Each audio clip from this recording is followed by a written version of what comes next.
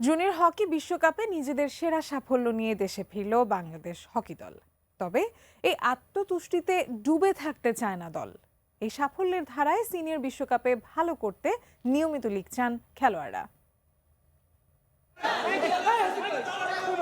Junior বিশ্বকাপে গল্পের মতো উত্থান বাংলাদেশ হকি দলের। ভারতের চেন্নাই থেকে দেশে ফিরেছেন নিজেদের সেরা সাফল্য নিয়ে। বিমানবন্দরেই পেলেন ফুলেল শুভেচ্ছা। সব আলো কেড়ে নিলেন আমিরুল ইসলাম।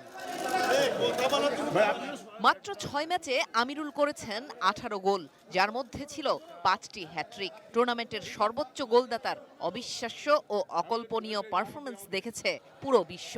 তবে ব্যক্তিগত অর্জনের চেয়ে দলের সাফল্যটাই তার কাছে বড়।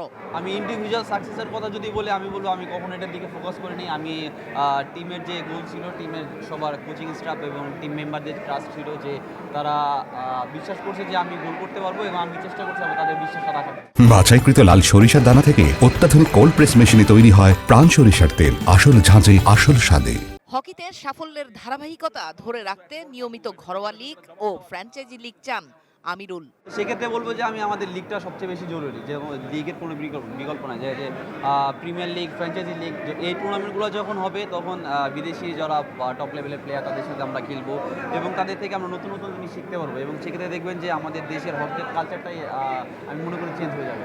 ফুটবলের হামজার মতো দেশের হকিকেও বিশ্ব দরবারে উজ্জ্বল করার স্বপ্ন দেখেন আমিরুল ইসলাম। হামজা ভাই যেহেতু ফুটবল লাগে, সে দেখা যাচ্ছে একটা অন্য পর্যায়ে নিয়ে যাচ্ছে, তো সেক্ষেত্রে আমি বলবো যে আমি অবশ্যই চেষ্টা করবো যে হকিটাকে যেন ওয়ার্ল্ডের সবচেয়ে জন্য চিনতে পারে, হকিকে বাংলাদেশ হকিকে চিনতে পারে, এবং বাংলাদেশ হকি যেন দাপটের সাথে যেন বিশ্বের বুকে প্রমাণ করতে পারে। অস্ট্রিয়াকে হারিয়ে স্থান নির্ধারণী চ্যালেঞ্জ ট্রফি জিতে 17তম হয়েছে বাংলাদেশ। ডাচ কোচের মুখে ছাত্রদের প্রশংসা।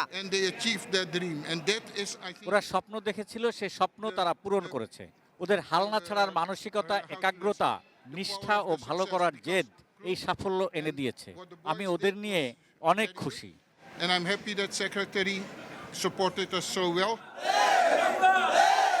জেনিয়া চিসিম, এটেন নিউজ, ঢাকা।